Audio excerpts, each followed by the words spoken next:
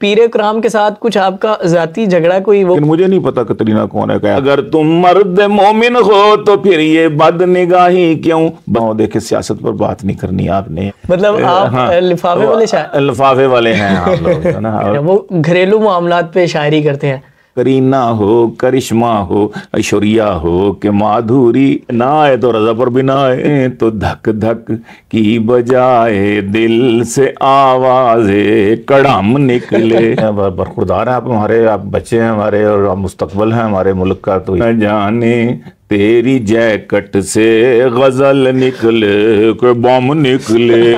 میرا جسم میری مرضی، جو ایک دم سے مجھے ایک دم بنا دے وزیر، تو میرے عقد میں ایک ایسی پیرنی دے دے. کان چبے ہو گئے ہیں، ناک پھینی ہو گئی. تازہ غزل سناتا ہوں. تو خیر ممی ڈیڈی پیدا ہوئے، کیا ہوتے ہیں ممی ڈیڈی بچے. ہاں جی.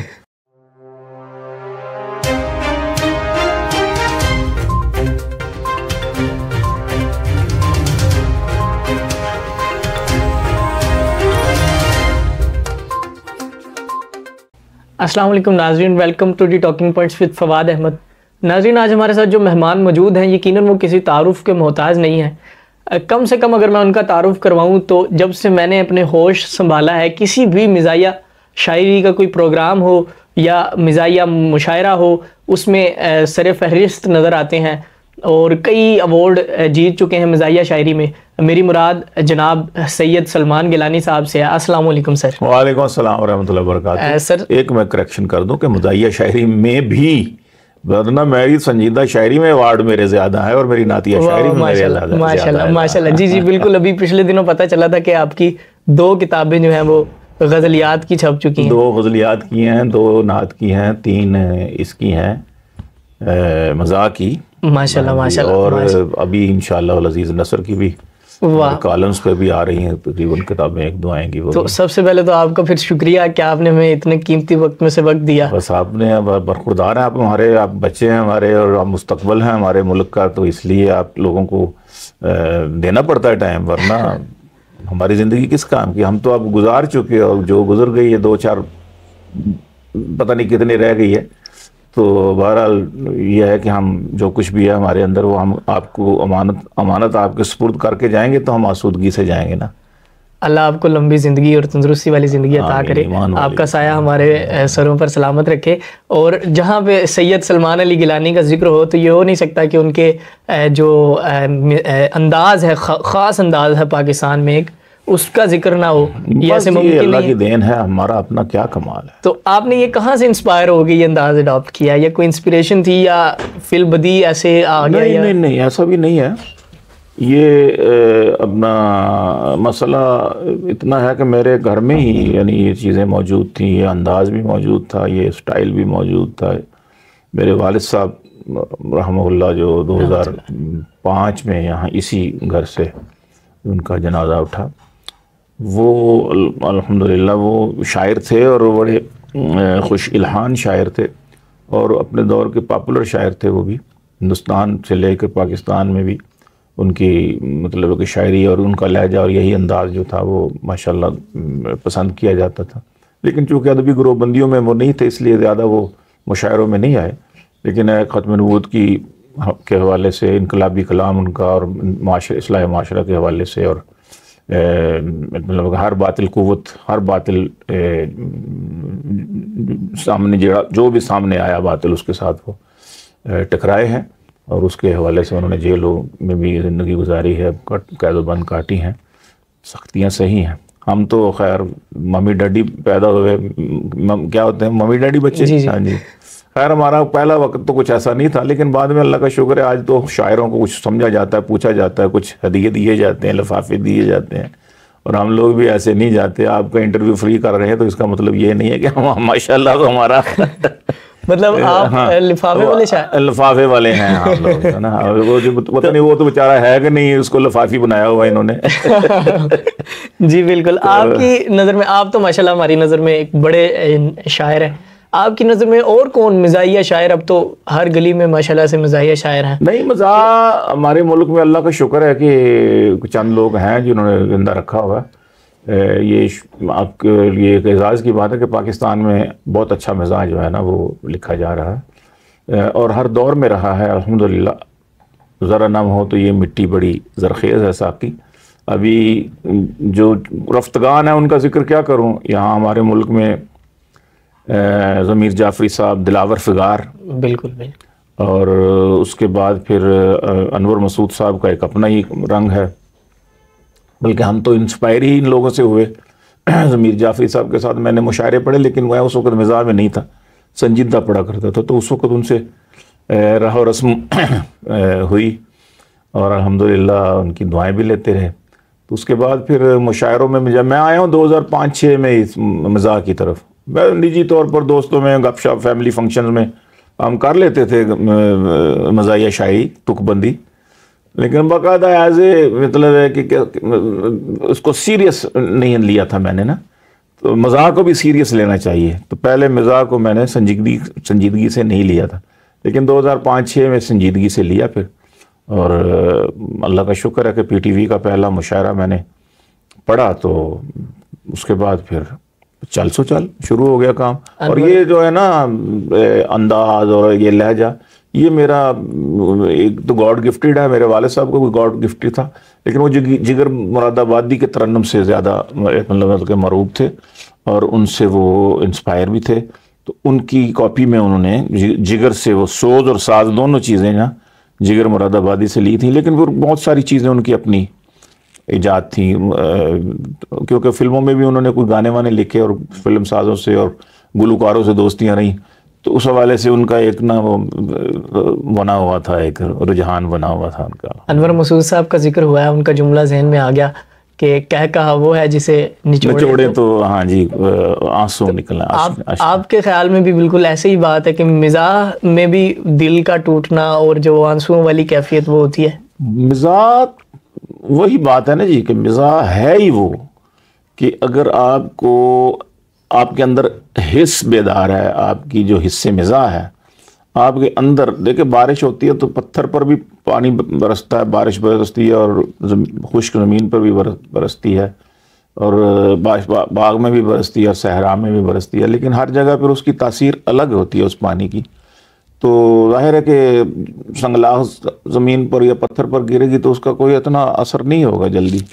تو اسی طرح کسی کا حساس دل ہے تو بعض دفعہ بالکل ہلکی سی بات بھی اس کو شگفتگی پیدا کر دے گی اس کی طبیعت میں، اور بعض دفعہ آپ جتنا مرضی اس کو لطیفہ سنائیں اور اس کے کان جوں تک نہیں رہیں گی، اور پتہ ہی نہیں اس کو اوپر سے گزر جائے گی۔ تو ہر ایک کے بندے اپنی طبیعت ہے ماشاءاللہ۔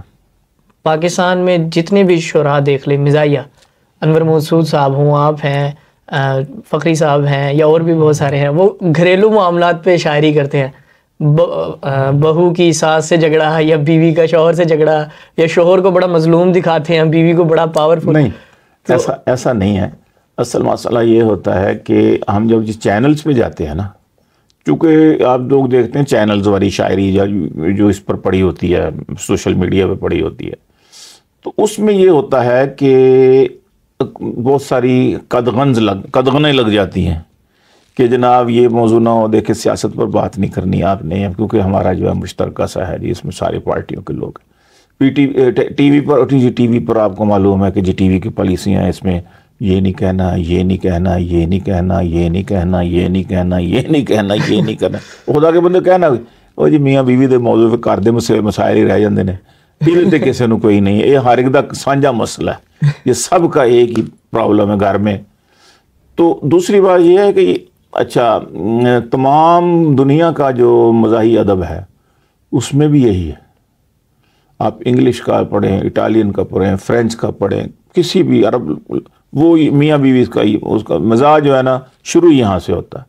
آپ جتنے لطائف سنیں گے ان کے، وہ میاں بیوی کے، ساس سسر کے، سالی، اسی کے ارد گرد گھومتی ہے۔ اور ہمارے ڈاکٹر انعام الحق جاوید صاحب کہا کرتے ہیں کہ منکوحہ کے گرد مزاحیہ شاعری گھومتی ہے اور محبوبہ کے گرد سنجیدہ شاعری گھومتی ہے۔ بالکل بالکل۔ تو مزاحیہ شاعری جو ہے وہ عین شرعی شاعری ہے، کیونکہ وہ محبوبہ کے نہیں بلکہ منکوحہ کے گرد گھومتی ہے۔ بالکل۔ تو آپ کا شروع سے ہی فیس بک پہ بھی میں نے آپ کی پروفائل دیکھی ہے, ویسے بھی سوشل میڈیا پر آپ کی شاعری دیکھی ہے, وہ آپ نے ایک شروع بھی کی کہ میری باتیں ہیں یاد رکھنے کی. تو پیر کرام کے ساتھ کچھ آپ کا ذاتی جھگڑا کوئی, وہ پنجابی میں کہتے ہیں نا, کوئی حد تو ہے یا پیرا بھائی لوگ تو ہم سے بھی دم کرانے آتے ہیں.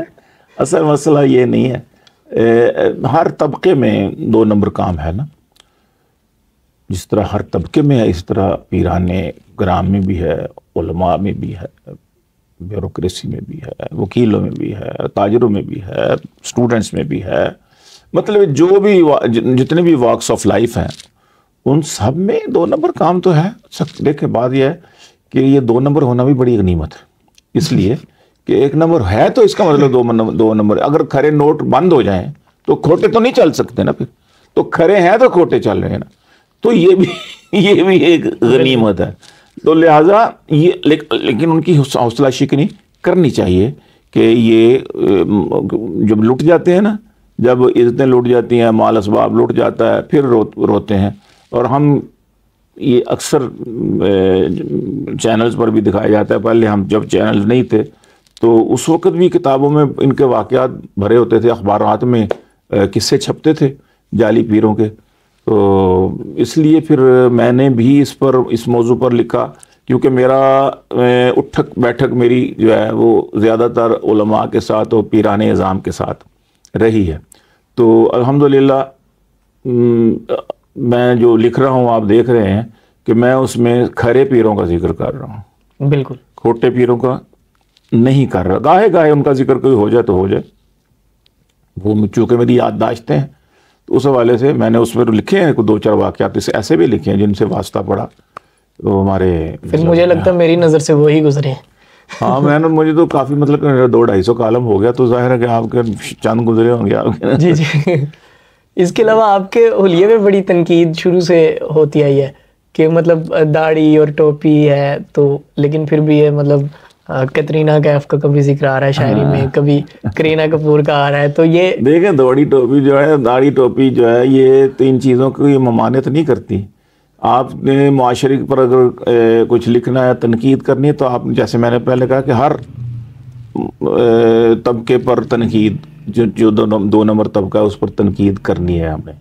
اسی طرح جب میں یہ بات کرتا ہوں تو یہ میں ایک معاشرے کی نمائندگی کرتا ہوں اپنی ذات کو سامنے رکھ کے.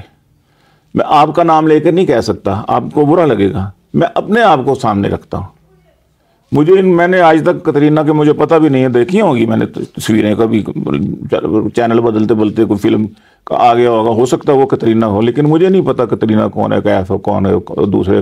تو یہاں میری بہو کے پاس ایک بچی سامنے 7 والے مکان والوں کی آتی تھی پڑھنے کے لیے, اس سے کچھ تھوڑا کچھ, تو وہ ان کے گھر سے فلموں کی آوازیں آیا کرتی تھیں, لگی ہوئی فلم, انڈیا کی فلم لگی ہوئی. تو میں نے اس سے پوچھا, میں نے کہا بیٹا آپ کو کوئی ہندوستان کی فلموں کی اداکاراؤں کے نام آتے ہیں؟ کہتی انکل آپ نے کیا کرنے. میں کہا تم لکھ کے تو دو. اس نے 10-12 مجھے نام لکھ دیے کہ یہ نام ہے. تو میں نے جو میری اس میں فٹ آ رہے تھے نا, بہر میں میری جو شعر کی بہر تھی, وہ تھا اصل میں اس کے پیچھے ایک پس منظر بھی ہے نا, وہ پس منظر آپ لوگوں تک نہیں پہنچتا, تو اس لیے لوگ جو ہے وہ سمجھتے ہیں کہ یہ وہ ایسا ہوا کہ میں بیلجیم گیا تو مجھے کہا کسی نے کہ میرے مولوی صاحب نے کہ میرا آج نکاح ہے. میں نے کہا تمہارے تو بچے جوان ہیں, کون دوسری شادی کرنا, ایک گوری سے کر رہا ہوں میں. سبحان اللہ.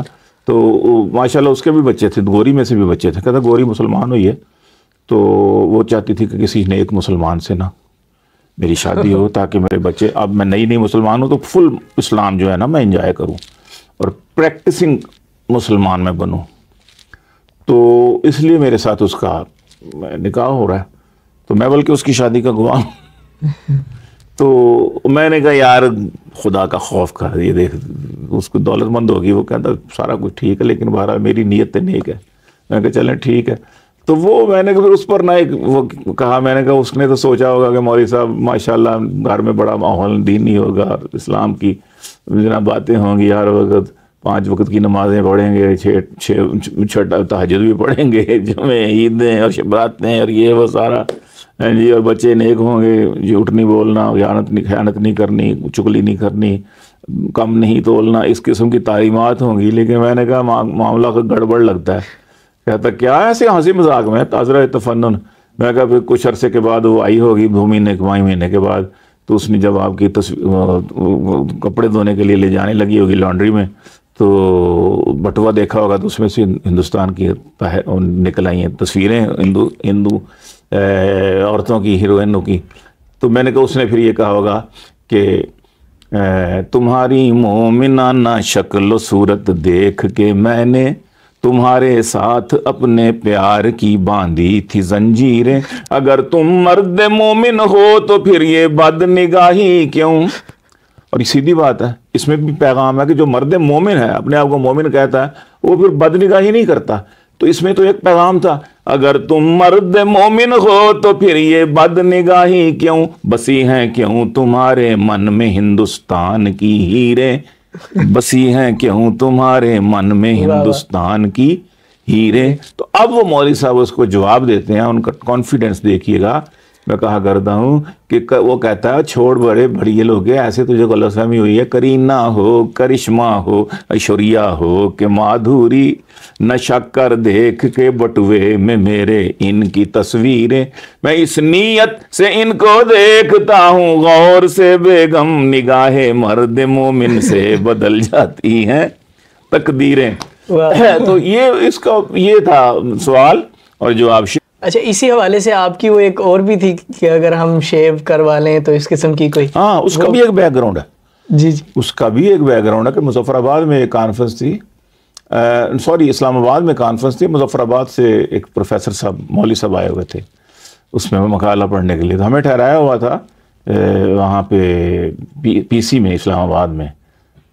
تو وہ جناب شاید پی سی تھا، یہ اسلام آباد ہوٹل تھا، بڑی 30-32 سال پرانی بات کر رہا ہوں، ضیاء الحق کے دور کی بات. تو وہ میں نے کہا مولانا آپ، ہم دونوں ایک کمرے میں تھے، روم میٹ تھے ہم دونوں اس وقت. تو میں نے کہا کہ مولانا سو جائیں، صبح کانفرنس میں بھی جانا ہے.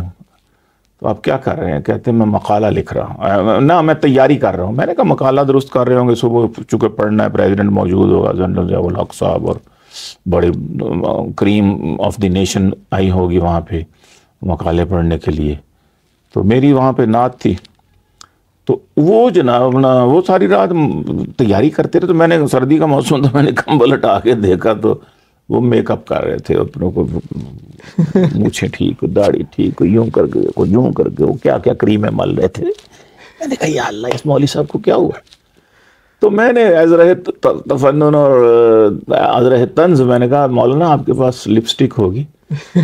تو پروفیسر صاحب لپسٹک، تو انہوں نے وہ بھی مجھے نکال کے، نہیں شاہ صاحب آپ نے کیا کرنی. میں کہا مجھے یہ جو نا ہونٹ سردی کی وجہ سے پھٹ رہے ہیں، پپڑیاں سی جم رہی ہیں، تو میں اس نے مجھے وہ لپسٹک نکال کے دی. سبحان اللہ. تو میں نے کہا یہ کیا ہے؟ کہتے آخر صبح وہاں جانا ہے تو خواتین بھی تو ہوں گی. میں کہا اچھی بات ہے بھائی. اس کے دل میں یہ ہے کہ میرے باپ نے مجھے مولوی بنوا دیا، داڑھی رکھوا دی ہے، تو کاش میں بھی صاف ستھرا میرا چہرہ ہوتا، بالکل گورا چٹا نظر آتی، میری ہلڈی نظر آتی. تو خواتین کو اس معاملے ایسے پھنستی ہیں، وہ معیار اور ہوتے ہیں. اور دل لانے کی بات ہے، دل لائے فواد پر بھی آ جائے، نہ آئے تو رضا پر بھی نہ آئے. تو اینی ہو وہ پھر نا میرے دل میں تھا، میں نے کہا یار یہ دیکھو یہ ہے 2 نمبری نا. تو پھر میں نے جب میں مزاح کی طرف آیا، کافی عرصے کے بعد آیا، تو میرے ذہن میں تھا کہ ایسے مولویوں پر بھی کچھ نہ کچھ لکھنا چاہیے 2 نمبری کرنے والوں پر. تو اس پر میں نے کہا کہ ہزاروں لڑکیاں ایسی کہ ہر لڑکی کا دم نکلے. غالب کا سہارا لیا میں نے. ہزاروں لڑکیاں ایسی کہ ہر لڑکی کا دم نکلے، بیوٹی پارلر سے ہو کہ جب تیار ہم نکلے، اگرچہ مولوی ہیں ہم مگر پھر بھی یہ دعویٰ ہے، اگرچہ مولوی ہیں ہم مگر پھر بھی یہ دعویٰ ہے، اگر ہم شیو کروا لیں تو کیترینا بھی کم نکلے. اگر ہم شیو کروا لیں تو کیترینا بھی کم نکلے. لگاتے ہو جو میرے دل میں، لگاتے ہو جو غوطے تم میرے دل کے سمندر میں. لگاتے ہو جو غوطے تم، لگاتے ہو جو تم غوطے میرے دل کے سمندر میں. تو دھک دھک کی بجائے دل سے آوازیں کڑم نکلے.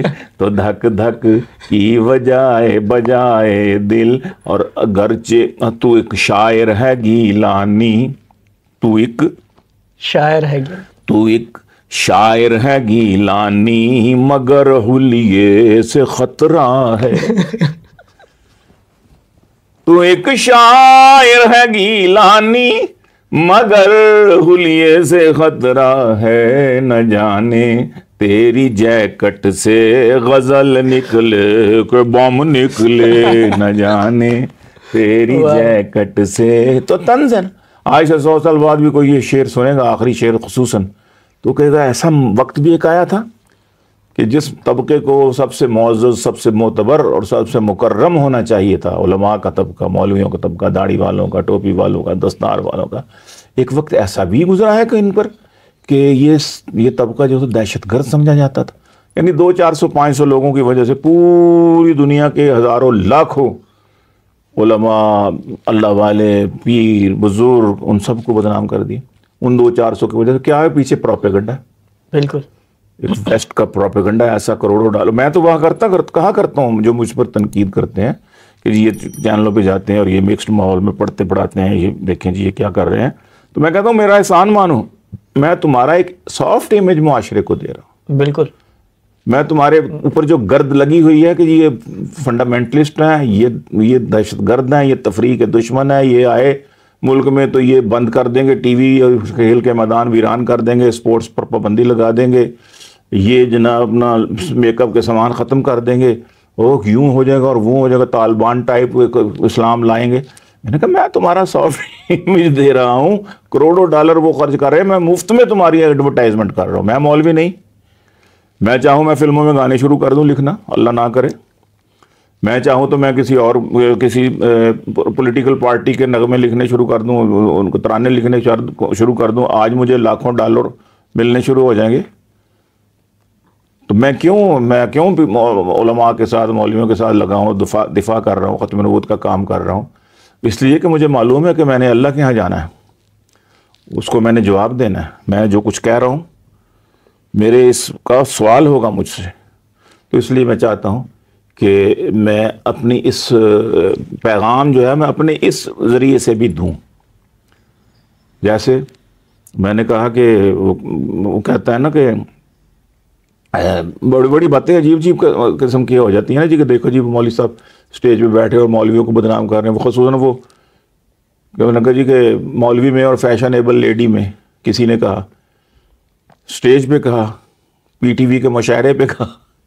ہمارے دوست ہیں، وہ اصل تفنن کہا، وہ ان کا عقیدہ بھی نہیں، ایسے ہی یہ نہیں کہ ملحد ہیں، وہ دیندار آدمی ہیں. انہوں نے کہا مجھے چھیڑنے کے لیے کہہ دیا انہوں نے مثلا، بلکہ مخاطب بھی مجھے کیا کہ مولوی میں اور فیشنیبل لیڈی میں ایک جیسی بھی کچھ اقداریں ہوتے ہیں گفتار کے رسیا، دونوں کی اونچی شلواریں ہوتی ہیں. وہ آپ کو نے کہا تھا سر ذرا یعنی میں نے سنا تو میں نہیں، میری ہی شلوار سب سے وہاں پر اونچی تھی اور موزے بھی پہنے ہوئے تھے. آپ نے بھی کچھ جواب دیا تھا. پھر میں نے ان سے یہی کہا تھا نا، ایک تو یہ کہا کہ میں مولوی تو میں نے کہا کہ دیکھ کر داڑھی میری تو مجھے ملا نہ سمجھ، میں بھی تیری کیٹیگری کا بندہ ہوں.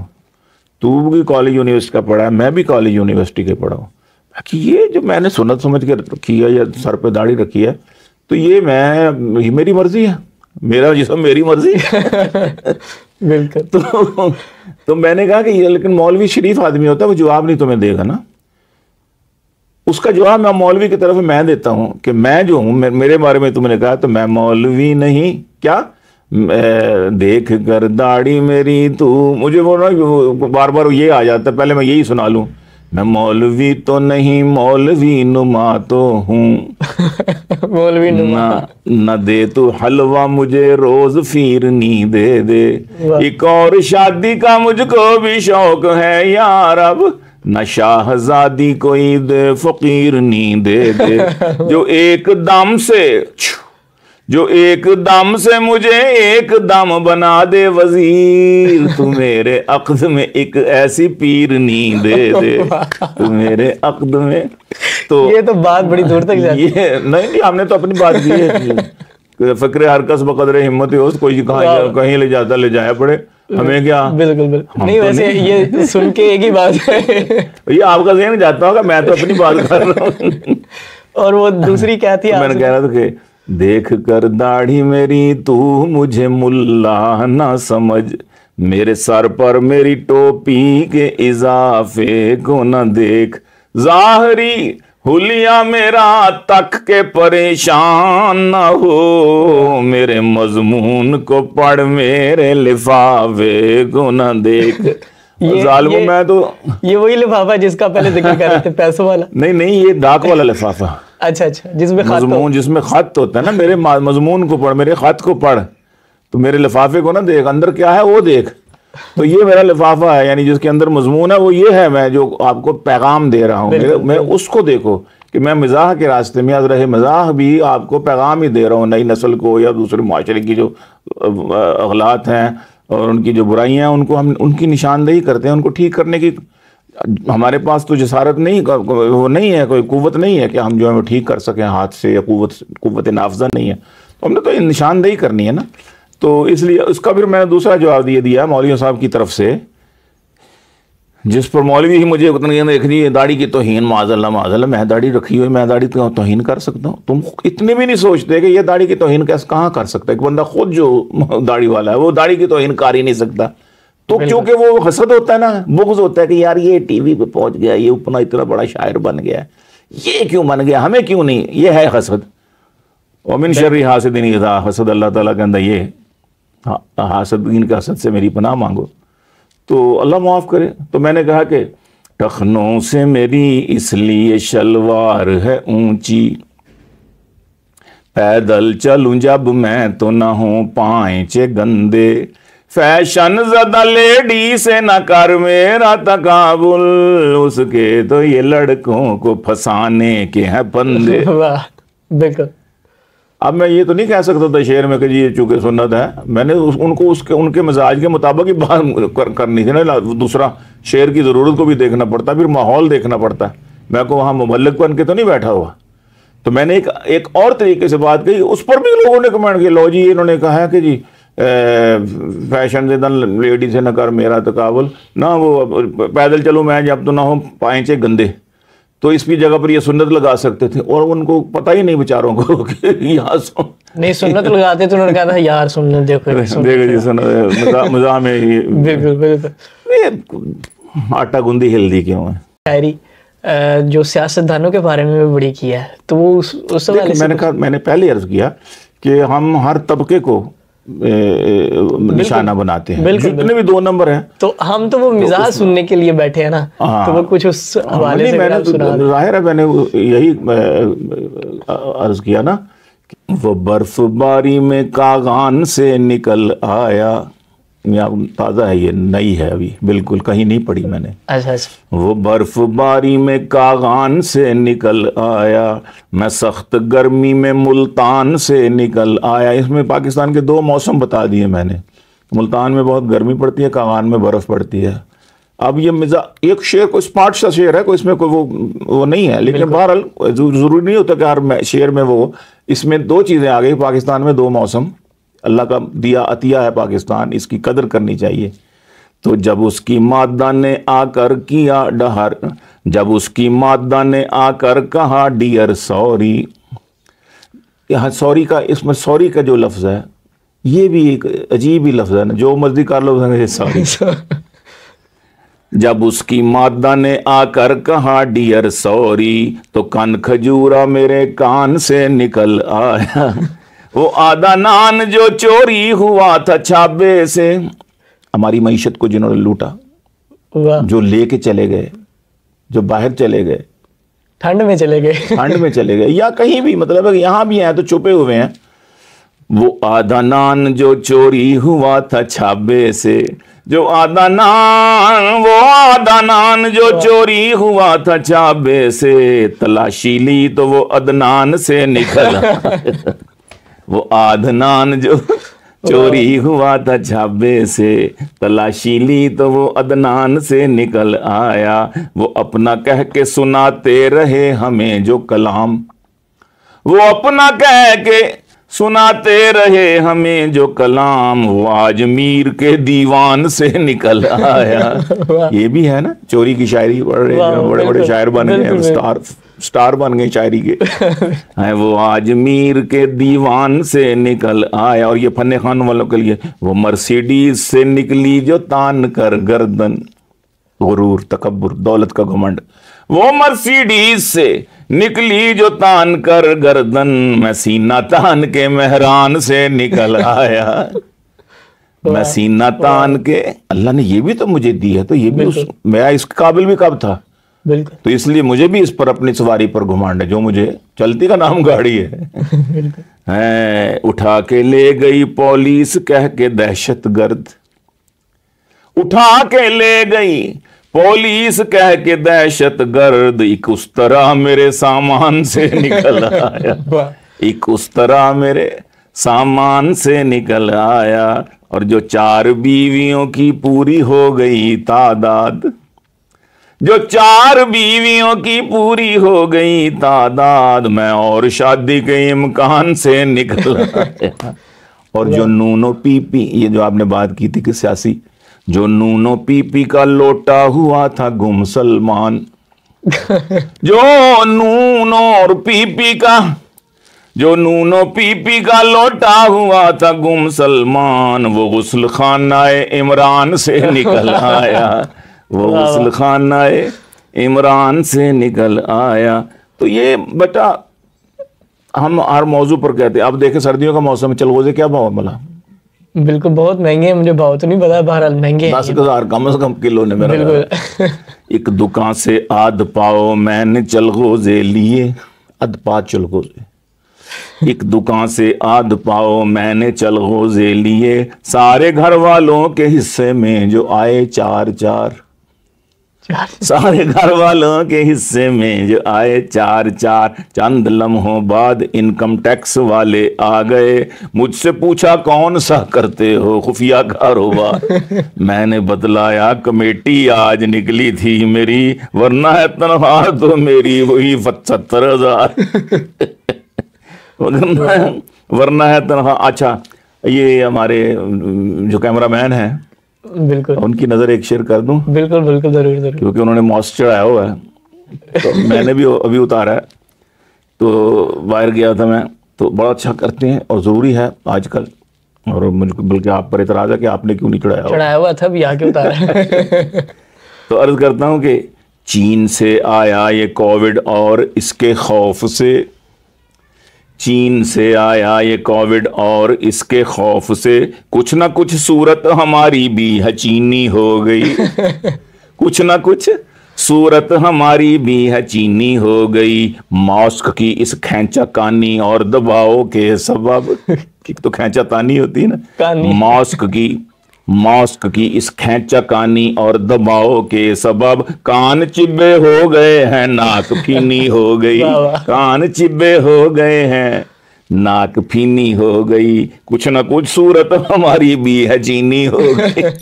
واہ, بہت خوبصورت, بہت خوبصورت. آپ نے, آپ کے وقت کا بہت شکریہ. اور آخری سوال آپ سے میرا یہ ہے کہ آپ کو بہت وقت ہو گیا ہے تقریباً, میرا خیال ہے میں 4-5 سال سے سن رہا ہوں کہ آپ کو شاعر ختم نبوت کا خطاب دیا گیا.